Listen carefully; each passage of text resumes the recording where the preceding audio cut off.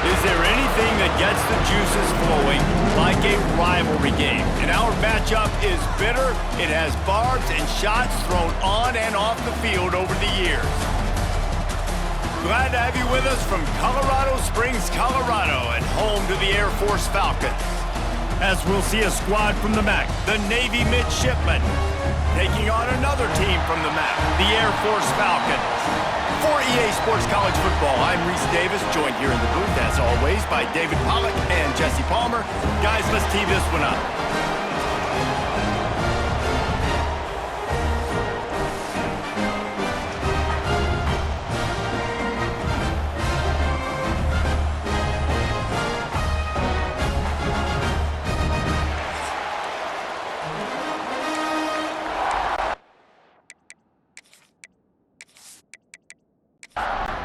The Falcons will put total weather to crank us up.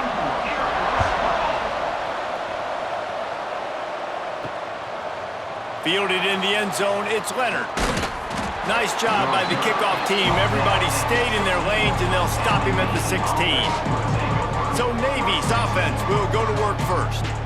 Blowouts in rivalry games can be the result of a number of factors. Sometimes teams start pressing, sometimes it just gets away, sometimes they didn't have the right mindset. The last time they got together, lopsided. What happens this time, David? But either way, last time affects this time, because all you've heard about is we weren't even competitive.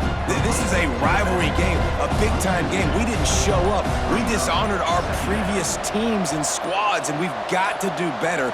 That's all they've heard coming into this game, Palmer. Yeah, David, I think that was the story the last time these teams played. One team handled the emotion of the game better than the other team. You've got to be able to play within yourselves and play one snap at a time. That last game got away from the losing team. I don't expect that to happen today.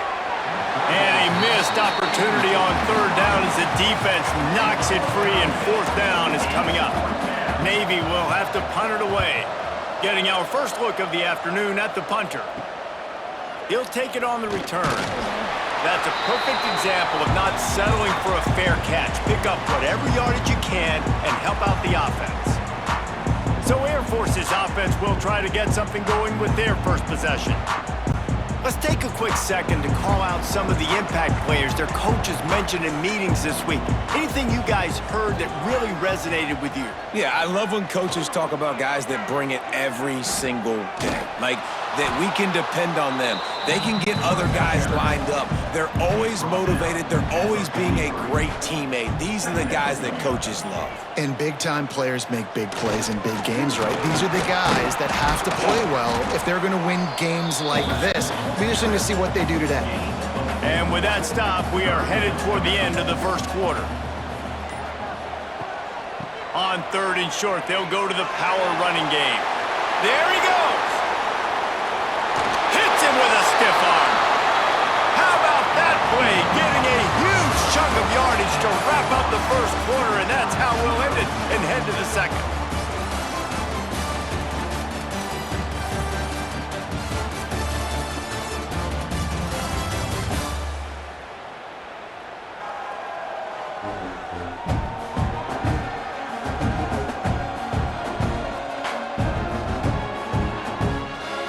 Sometimes you see the offenses sort of settle in, find areas to probe after that first quarter.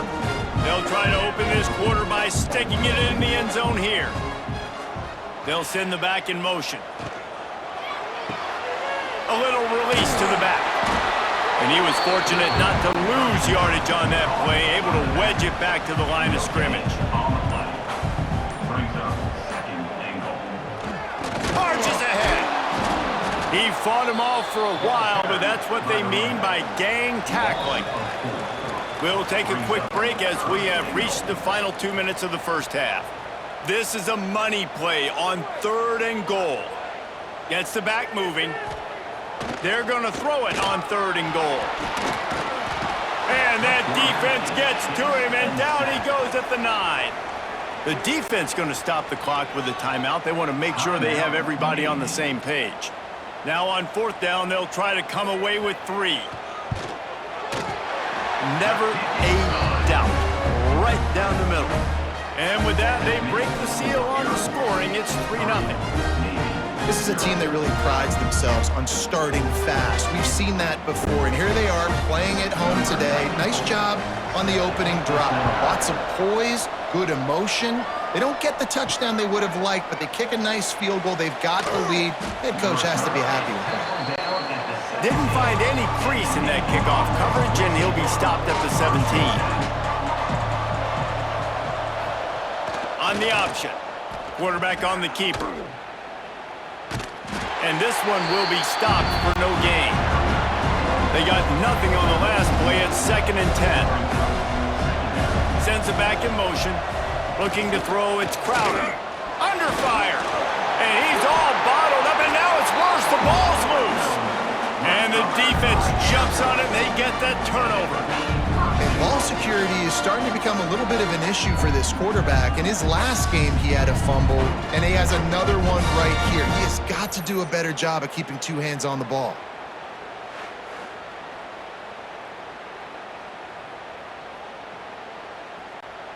And the Falcons line it up with a 1st and goal. He's looking to throw. And the quarterback caught him too and sacked at the 12. And for quarterbacks throwing the ball down this close to the goal line, because there's so many bodies in such a small space, oftentimes routes take a little bit longer to develop, and it forces quarterbacks to have to hold on to it a little bit longer. That's the risk and danger with throwing the ball so close to the goal line. You might get sacked. The offense will have to use its first timeout of the half. Now facing 2nd and long after the defense came up with that sack. Motion from the back. 2nd down, he'll throw it. And the pressure is coming in, and they get him again.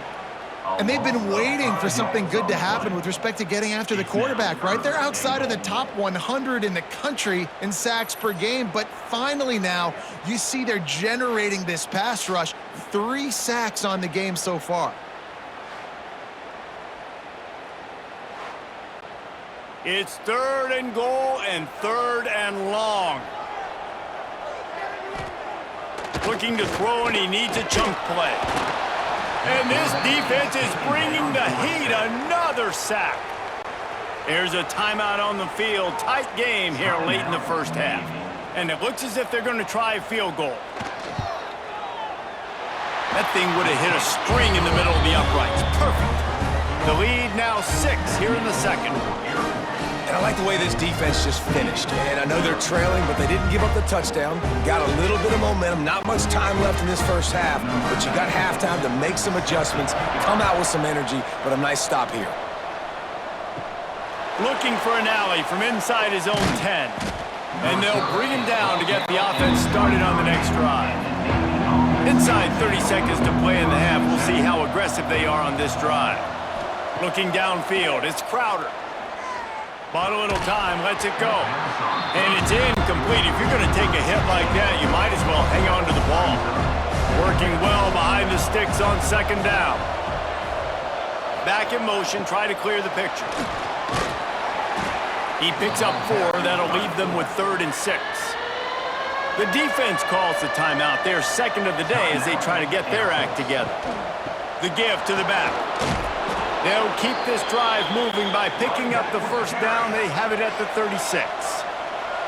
We got a timeout here late in the first half, and they'll try to get more points on the board before the break. Time running out, and he goes down at the 34. We've played 2 quarters here. Time to go to Kevin Connors in our halftime update.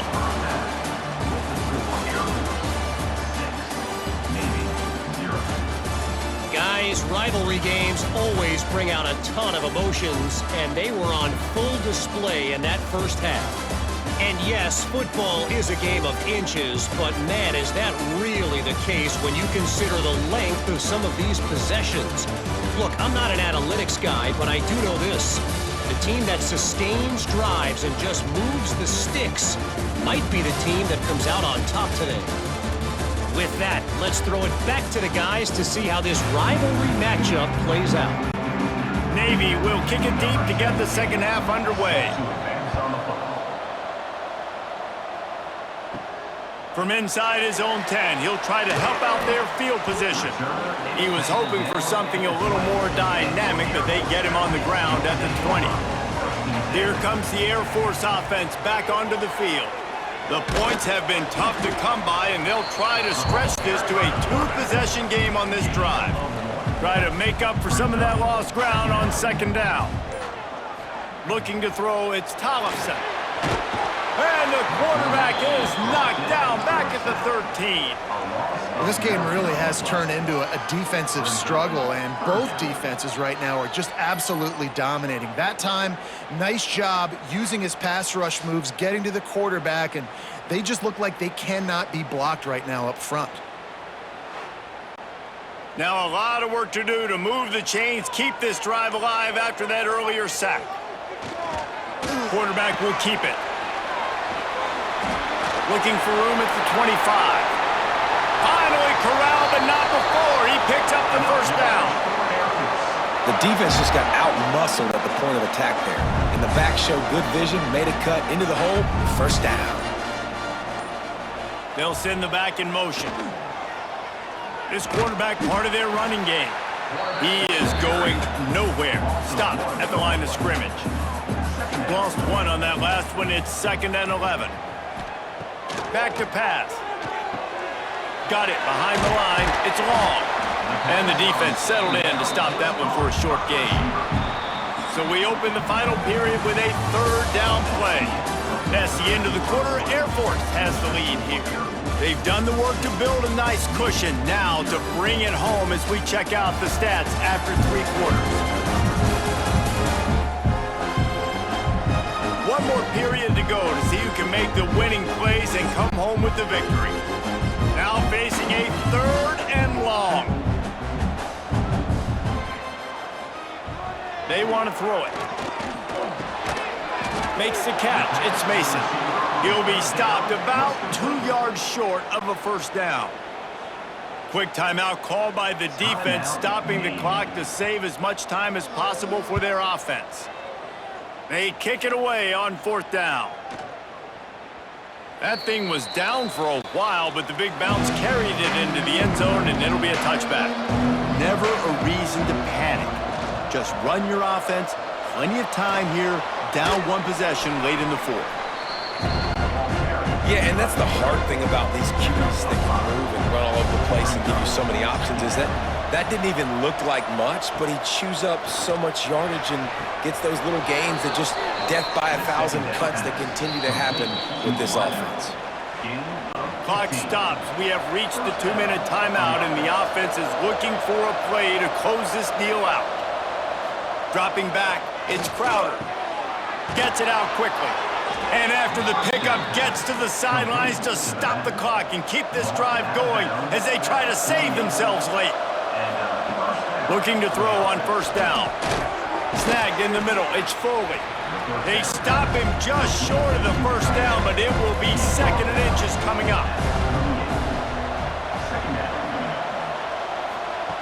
Looking to fire. Caught near the sticks. It's Foley. And he scoops out of bounds, picks up the 1st down, gets the clock stopped, and now they're in business in plus territory. They'll run the option. They'll go to the ground. And he's brought down after a nice gain. Calling a timeout here, you have to avoid making a mistake in this situation. Navy was pinned deep, and now a chance to put together a drive.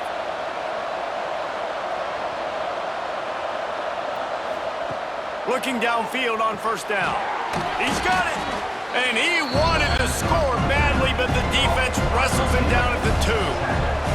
2nd down coming up on this red zone opportunity. And he is going to be forced out of bounds behind the line of scrimmage. Tremendous defense there. Boy, they'd love to pick up this conversion and go to work with a 1st and goal. Takes it from the gun on 3rd down. Into the end zone. Touchdown, Navy! Man, that drive right there is exactly what you dream about. That's how you want your offense to perform. Under a clutch situation, you take the ball down the field, get the score, and now an extra point away from taking the lead late in this ball game. A huge point after this for the lead. And the extra point gives them a 1-point lead here in the fourth. Kickoff unit on the field, and this defense will be called on to protect this lead. He'll bring it out from inside his own 10. Just never had a chance to shake loose, and he'll be brought down at the 24. They'll get things started on this drive from the 24. Off the play fake on first down to throw. Quickly out to the tight end. Quick timeout call by the offense after the play, trying to preserve every minute possible. Looking to pass. It's Tollefson. Oh, they're after him.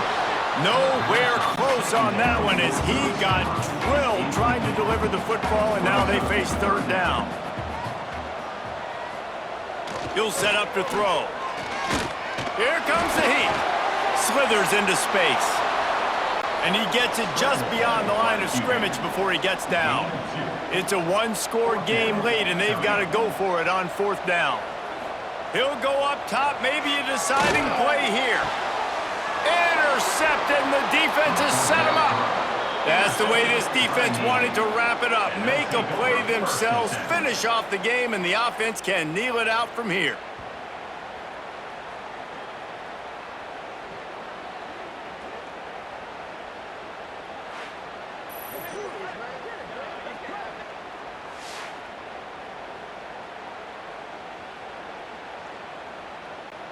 So with the late lead, they're ready to just drain the clock in victory formation.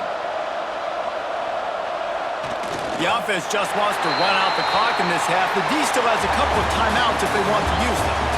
There is nothing greater than a rivalry game unless you lose it. And in that case, there is nothing more miserable. I agree, Reese. And that's why rivalry games are so great, because you take the stats and you take the rankings and you take the records and you throw it all out the window. There's always tremendous effort and passion when we see these rivalry games. We certainly saw it today. And David, for this losing team, this one's going to sting for a while. It does, but it's so strange because I always feel the same way. I'm like, there's no chance that they have a chance to upset them. But then you go, it's a rivalry